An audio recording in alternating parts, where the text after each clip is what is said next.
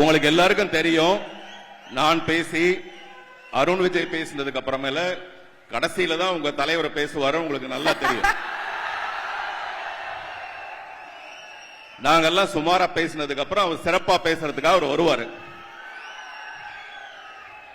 அதுவரை கொஞ்சம் அமைதியா இருந்தீங்கன்னா ஃபாஸ்டா நம்ம முடிச்சிடலாம். ஃபாஸ்டா அவர் வந்து பேச வருவாரு. ஓகேயா? மாலை வணக்கம்.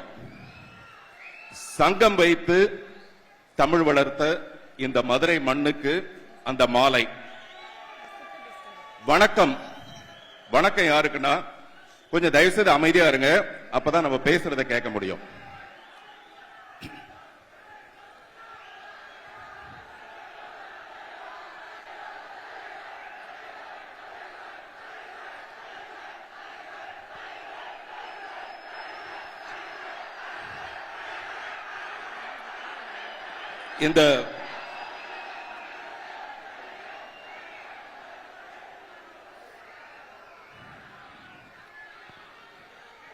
இந்த இட்லி கடை படத்தில்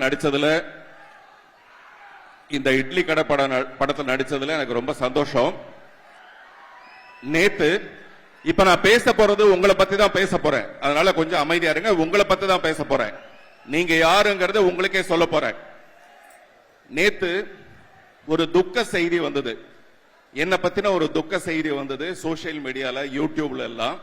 பொதுவா என்ன பத்தி மட்டும் இல்ல, நிறைய நடிகர்களை வந்து இவர் காலம் ஆயிட்டாரு, இவர் இறைவன் நடி சேர்ந்துட்டாரு, அப்படிலாம் நிறைய துக்க செய்திகள் வரும். அத ஒளிபரப்புற அந்த யூடியூபுக்கு மிஞ்சி போனா ஒரு 5000 ரூபாய் பணம் கிடைக்கும். வெறும் 5000 ரூபாய் பணம் கிடைக்கும்.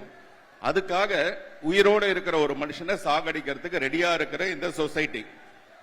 இந்த சொசைட்டில அன்பு எங்க கிடைக்கும்? அதுவும் தூய்மையான அன்பு எங்க கிடைக்கும்னா, மதுரையில இந்த ராஜா முத்தையா ஹால்ல தனுஷ்ங்கிற ஒரு நடிகருக்காக,